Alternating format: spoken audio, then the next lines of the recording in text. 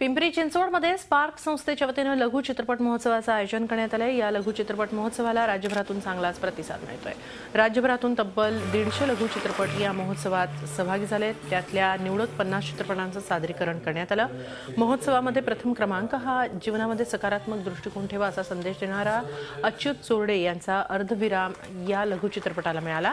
तर दहशतवाद हा विषय असलेला अभिजित सोनावणे यांचा इग्नोरंट पॅट्रियट या लघु चित्रपटानं दुसरा क्रमांक पटकावला। गरिबीवर आधारित असलेला मनोज डाळिंबकर यांचा स्माइल या लघु चित्रपटानं तिसरा क्रमांक मिळवला।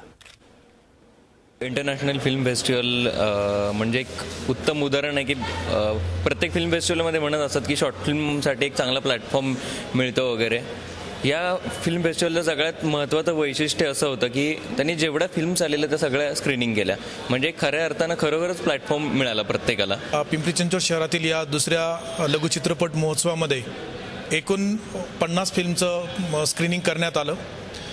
या फिल्ममध्ये सर्वसाधारणपणे अकलूज, ठाणे, नवी मुंबई, बुलढाणा, सातारा, सोलापूर, इस्लामपूर अशा महाराष्ट्रातील विविध शहरांमधून फिल्म्स आलेल्या होत्या, स्पर्धक फिल्म म्हणून आलेल्या होत्या। अतिशय आनंद होत आहे की आमची फिल्म ही फर्स्ट सिलेक्ट झालेली आहे, म्हणजे विनर म्हणून सिलेक्ट झालेला आहे। साधारण जसं बघितलं तर अतिशय चांगल्या प्रकारे हा म्हणजे फिल्म फेस्टिवल भरण्यात आला आहे आणि ज्याच्यामध्ये आमच्यासारख्या नवोदित कलाकार, नवोदित जे डायरेक्टर्स आहेत त्यांना संधी दिली आहे आणि छान प्रकारे त्यांचं स्क्रीनिंग केलेलं आहे।